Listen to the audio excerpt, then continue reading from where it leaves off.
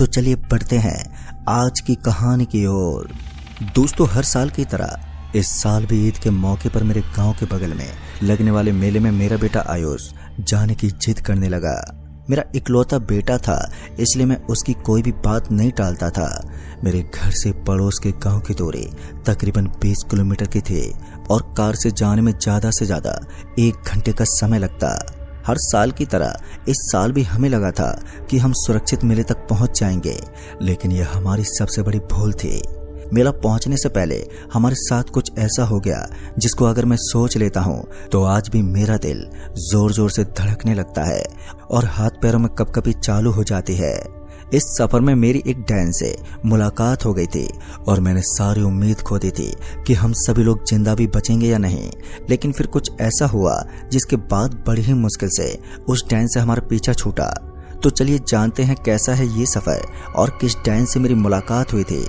दोस्तों, 7 साल पहले मेरी शादी हो गई थी, लेकिन अभी भी सिर्फ एक ही लड़का है जिसका नाम आयुष है और मैं उसकी कभी भी कोई बात नहीं टालता था, क्योंकि भगवान की तरफ से दी गई मुझे सबसे कीमती चीज मेरा आयुष ही था।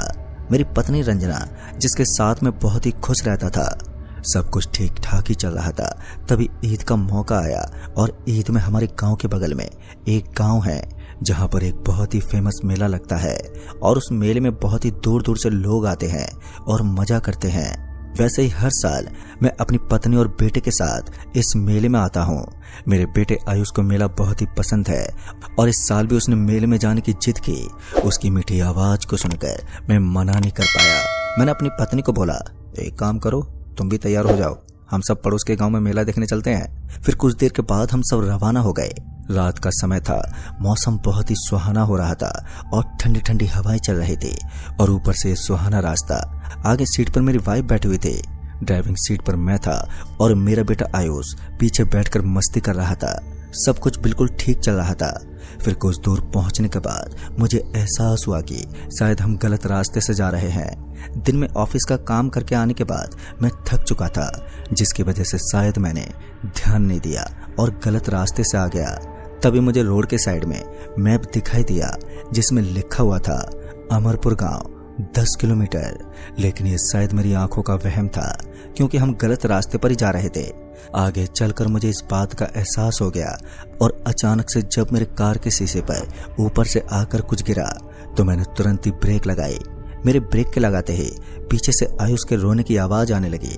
मैंने और रंजना ने तुरंत ही गर्दन पीछे घुमाई तो मैंने देखा कि ब्रेक लगाने की वजह से मेरा बेटा, जो कि सीट बेल्ट नहीं लगाया हुआ था, उसका मुंह सीट से टकरा गया और उसको चोट आ गई। मेरी पत्नी भी काफी ज्यादा घबरा चुकी थी और बोली, क्या हुआ? तब तक मैं गाड़ी रोक चुका था और रंजना आगे से उतरकर पीछे आयुष के पास चली गई। मैं नीचे उतरा और मैंने देखा कि आखिर अचानक से कांच पर क्या आकर गिरा है। तभी मैंने इधर उधर अपनी गर्दन घुमाई, लेकिन मुझे वहां पर कुछ भी नजर नहीं आया। मैंने कार के पीछे का दरवाजा खोला और आयुष को देखा, जिसका खून रंजना ने एक टिश्यू से साफ किया। मैंने आयुष को देखते बोला, बेटा तुम ठीक तो हो ना? कुछ नहीं होगा, रो मत। इतना बोलकर मैंने पीछे का दरवाजा बंद कर दिया और आकर वापस से ड्राइविंग सीट पर बैठ गया। रंजना आयुष के साथ ही बैठी थी और मैं वापस से आकर कार को ड्राइव करने लगा। लेकिन तभी मुझे पीछे से कुछ आहट आई। मैंने बैक मिरर से पीछे की तरफ देखा तो मुझे कुछ भी नजर नहीं आया, लेकिन ऐसा लग रहा था कि मेरी डिग्गी के पीछे से कुछ आवाज आ रही है। मैंने गाड़ी को रोका। तभी रंजना ने हैरानी से पूछा, क्या हुआ, गाड़ी क्यों रोक दी? तब मैंने कहा कि पीछे डिग्गी से आवाज आ रही है।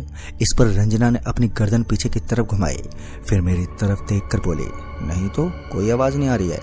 रंजना की बात सुनकर मुझे लगा कि ये सब मेरी थकान की वजह से है। मैं वापस से सामने देखकर गाड़ी को चलाने लगा, लेकिन तभी फिर से आवाज आई। ऐसा लग रहा था जैसे कि डिग्गी में कोई है और वो निकलने के लिए बार बार डिग्गी में शोर कर रहा हो।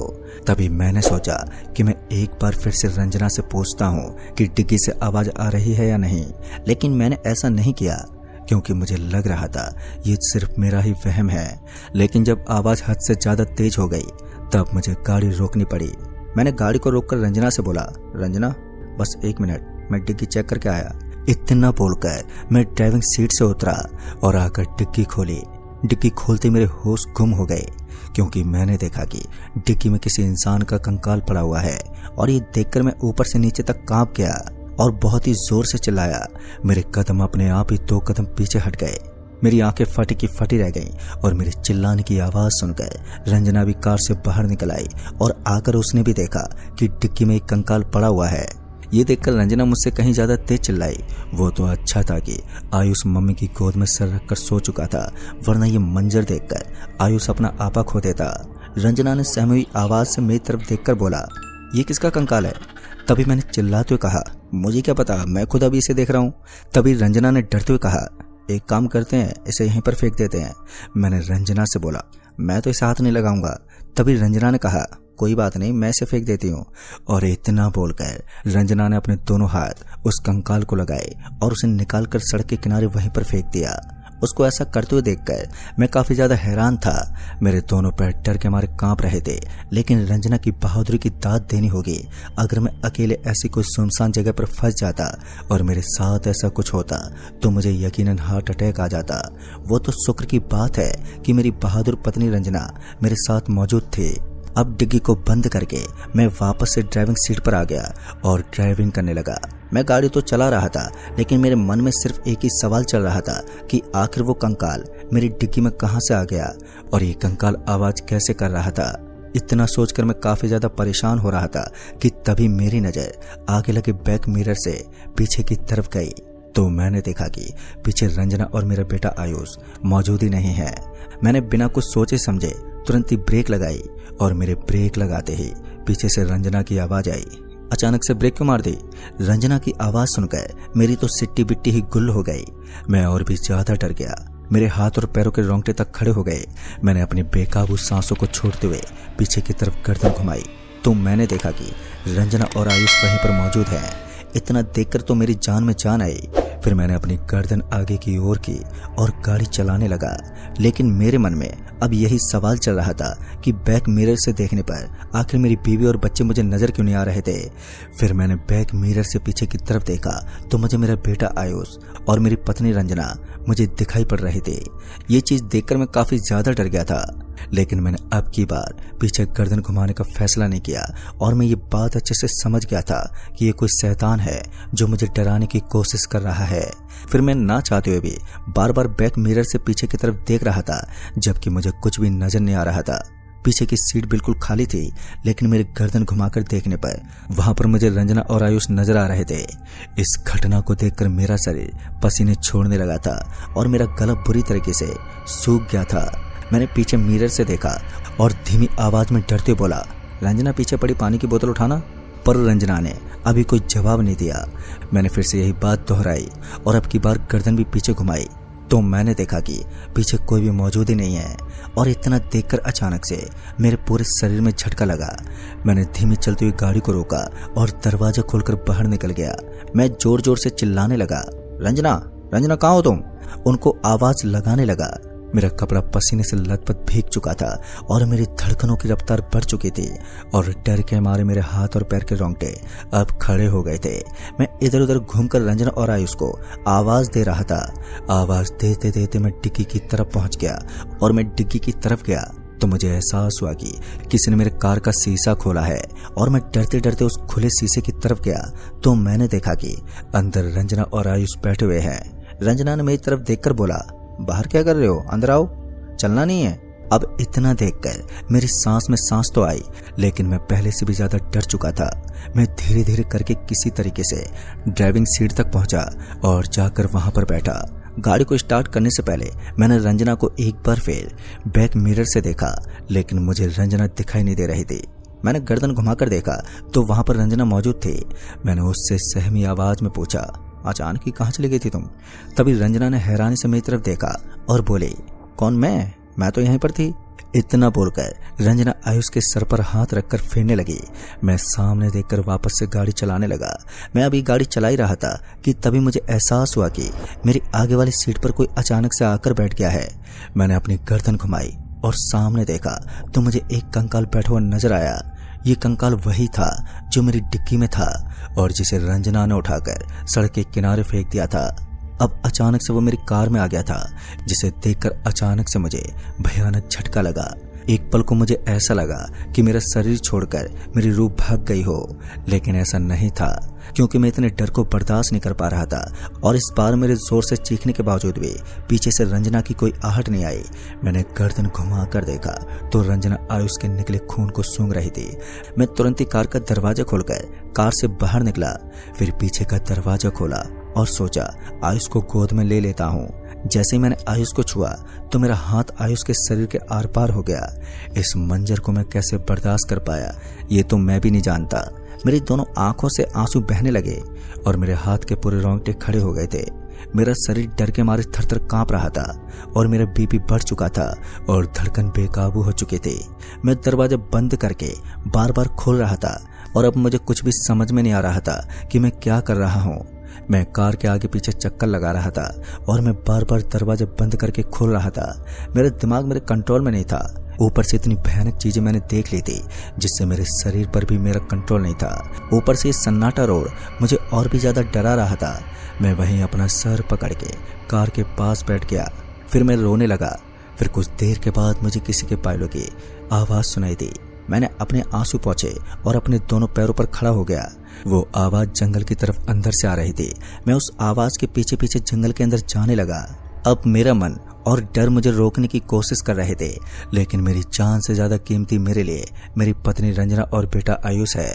उनको बचाने के लिए मैं किसी भी हद तक जा सकता था।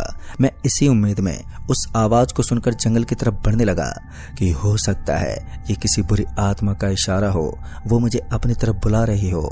अचानक से जंगल के अंदर पहुंचने के बाद मैंने देखा कि पायल की आवाज आनी बंद हो गई। तभी मैंने चारों तरफ अपनी गर्दन घुमाकर देखा, लेकिन मुझे कुछ भी नजर नहीं आया। एक पेड़ के पास अचानक से मुझे कुछ चमचमाता हुआ दिखाई दिया। अंधेरे में साफ साफ दिखाई तो नहीं दे रहा था, लेकिन चांद की रोशनी उस पर पड़ रही थी, जिसकी वजह से हल्का हल्का वो दिखाई दे रहा था। उसकी चमकती दो लाल खून की तरह आंखें मुझे ही देख रही थी। मैंने उसकी तरफ कदम बढ़ाया और जब थोड़ा करीब जाकर देखा तो वो रंजना थी। इतने देखते मेरे पैरों तले जमीन खिसक गई। मैंने रंजना को आवाज दी, आयुष कहाँ है? लेकिन रंजना की तरफ से कोई जवाब ही नहीं आया।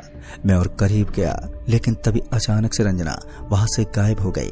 मैंने चारों तरफ नजरें घुमाई, आवाज भी लगाई, लेकिन कोई भी फर्क नहीं पड़ रहा था। वहां पर सिर्फ खामोशी थी जो कि मुझे सुनाई दे रही थी। अब मेरे हौसले टूट चुके थे और अब ऐसा लग रहा था कि बहुत ही जल्द मेरे शरीर से मेरी जान भी निकल जाएगी। तभी अचानक से मेरे कार का हॉर्न बजता हुआ मुझे सुनाई दिया। उसको सुनकर मैं वापस से गाड़ी की तरफ बढ़ने लगा। मुझे लगा मेरी रंजना कार के पास आ गई है और मुझे इशारे से बुलाने की कोशिश कर रही है। तभी मैं भागते भागते अपनी कार की तरफ पहुंचा तो मैंने देखा वहां पर कोई भी नहीं था। मैं कार के पास पहुंचा और दरवाजा खोलकर देखा तो अब कार में चाबी नहीं लगी थी और जो कंकाल कार में बैठा हुआ था वो कंकाल भी मुझे नजर नहीं आ रहा था। तभी दूर से मुझे दो चमकती हुई किसी कार की लाइट दिखाई दी। वो धीरे धीरे करके मेरे पास आ रही थी और मुझे उस कार से थोड़ी उम्मीद थी। और उस कार को मेरे पास आते हुए देखकर मैंने दूर से उसे हाथों से इशारा किया ताकि वो मेरे पास आकर रुक जाए। उसने मेरी परेशान हालत को देखकर अपनी कार रोकी। कार में एक आदमी ही मौजूद था और उसने मुझसे पूछा, क्या हुआ भाई, इतने परेशान क्यों हो? मैं इतना ज्यादा घबरा गया था कि मेरे मुंह से आवाज तक नहीं निकल रही थी। मैं खाली रंजना आयुष रंजना कर रहा था। मेरी घबराहट को देखकर वो इतना तो समझ गया कि मेरे साथ जरूर कुछ तो बहुत बुरा हुआ है। उसने अपनी कार में रखी पानी की बोतल मुझे थमा दी और बोला, पहले पानी पी लो। मैंने पानी पिया, फिर उसकी तरफ देखा और अब तक मेरे साथ जो भी हुआ मैंने उसको सब बात डिटेल में बता दी। तभी उसने बोला, बिना कुछ सवाल किए कार में बैठ जाओ, हमें चलना होगा। ये काली शक्ति है जिसके पास तुम्हारी बीवी और बच्चा है। उसने अपनी गाड़ी वापस से पीछे की तरफ घुमाई और मुझे लेकर एक तांत्रिक के पास पहुंचा। तांत्रिक के पास काफी ज्यादा भीड़ लगी हुई थी। वहां पर कई लोग लाइन लगाकर खड़े थे, लेकिन जो आदमी मेरे साथ था वह आदमी मुझे पकड़कर सीधे तांत्रिक के पास लेकर जा बैठा। मेरी परेशान हालत देखकर तांत्रिक को भी मुझ पर तरस आ गया और बोला, बताओ क्या क्या हुआ था तुम्हारे साथ? मैंने तांत्रिक को भी पूरी बातें डिटेल में बताई और वो भी तुरंत उठ खड़ा हुआ और बोला, चलो हमें चलना होगा। उसने अपने थैले में कुछ सामान भरा। मुझे नहीं मालूम कि उस थैले के अंदर क्या क्या था। हम उसी आदमी के कार में बैठ गए जिसने मुझे तांत्रिक से मिलाया था। इसी बीच उसने पूरे सफर की जानकारी ली, जिसमें उसको शक हुआ कि जब रंजना ने डिग्गी से कंकाल को निकालकर बाहर फेंका था तो उस वक्त उस शैतान ने रंजना के ऊपर अपना कब्जा कर लिया। हम तीनों उसी जगह पर पहुंचे जहां पर मेरी कार खराब हुई थी। तांत्रिक कार से उतरा और पूरे इलाके का जायजा लिया। उसके पीछे पीछे मैं और मेरे साथ मौजूद वो आदमी भी उतरा। तभी तांत्रिक ने अपने बैग से एक व्हाइट कलर की चौक निकाली और उस पर कुछ पढ़कर मेरी कार के चारों ओर खींच दिया और आकर कार के आगे बैठ गया। हम दोनों चुपचाप खामोश खड़े ये सब देख रहे थे। मैं प्रार्थना कर रहा था कि मेरी रंजना और मेरे आयुष को कुछ ना हो, पर तांत्रिक ने मुझे बता दिया था कि मेरी बीवी और मेरा बच्चा एक भयानक काली शक्ति के वश में हो गए हैं। अब वो काली शक्ति तुम्हारे बच्चे और तुम्हारी बीवी से जो चाहे वो करवा लेंगी। हम दोनों तांत्रिक के बिल्कुल सामने खड़े हुए थे। वो जमीन पर बैठकर कुछ पढ़ रहा था। वहां पर बिल्कुल खामोशी थी और कुछ भी सुनाई नहीं दे रहा था। तभी तांत्रिक ने अचानक से आसमान की तरफ अपनी गर्दन उठाई और उसको ऐसा करते हुए देखकर हम दोनों ने भी अपनी गर्दन आसमान की तरफ कर ली। हमने देखा ऊपर एक चील हमारे ऊपर ही मंडरा रही है। धीरे धीरे करके वो नीचे आ रही थी और अचानक से कुछ देर के बाद आकर वो मेरी कार के ऊपर बैठ गई। तभी मैंने देखा कि तांत्रिक अपनी जगह से खड़ा हो गया और उसके बाद उसने पीछे कार के ऊपर बैठी चील की तरफ नजर डाली और अपने थैले में एक व्हाइट रंग का पाउडर निकाला और चील के ऊपर छिड़क दिया। जैसे वो पाउडर चील के ऊपर पड़ा, चील जोर जोर से चिल्लाने लगी और अचानक से वो हवा में धुआं हो गई। चील को उड़ता हुआ देखकर तांत्रिक ने हैरानी से हम दोनों की तरफ देखा और बोला, ये मेरी सोच से कहीं ज्यादा शक्तिशाली डायन है। मुझे लगा था मैं उसको वश में कर लूंगा, लेकिन मेरे मंत्र का इसके ऊपर कोई भी असर नहीं हुआ। तभी मेरे साथ खड़े आदमी ने तांत्रिक से पूछा, क्या ये चील चुड़ैल थी? तब तांत्रिक ने जवाब दिया, नहीं ये चुड़ैल नहीं थी, लेकिन ये वो जगह जानती है जहां पर चुड़ैल रहती हैं, और एक बार हम इसको वश में कर लेते तो इसके जरिए से चुड़ैल तक पहुंचा जा सकता था, लेकिन चुड़ैल ने इसको भी वश में कर रखा है। मैंने काफी कोशिश की, लेकिन मैं इसको वश में नहीं कर पाया। दोस्तों, इतना सुनकर मैंने अपनी हारी उम्मीद के साथ तांत्रिक से पूछा, अब आगे क्या होगा? मेरी आंखों में आंसू आ गए थे। मेरे उदास चेहरे को तांत्रिक ने देखकर बोला, घबराओ मत, अभी भी एक रास्ता बाकी है। और इतना सुनकर मैंने बोला, कौन सा रास्ता? तभी तांत्रिक ने मेरी नजरों से नजरें मिलाई और बोला, जो भी हो यहाँ कहीं आसपास ये आत्मा मौजूद है। हमें जंगल के अंदर चलकर उस जगह को ढूंढना होगा। उसको पता लगाने का एक ही तरीका है। इतना बोलकर तांत्रिक ने अपने थैले से 3 नींबू निकाले और एक एक हम दोनों को थमा दिए और एक अपने हाथ में ले लिया। नींबू पीले कलर का था। तांत्रिक ने बोला, अगर ये नींबू लाल पड़ जाएगा तो तुम समझ जाना आत्मा यहीं की मौजूद है। वो 3 नींबू लेकर हम थोड़ी दूरी पर जंगल की तरफ अंदर बढ़ने लगे। कुछ देर के बाद हमने देखा कि तीसरे आदमी यानी कि जो मेरे साथ था उसके हाथ में रखा नींबू लाल पड़ने लगा था। इतना देखते ही तांत्रिक तुरंत ही आकर वो तीसरे आदमी के पास बैठ गया।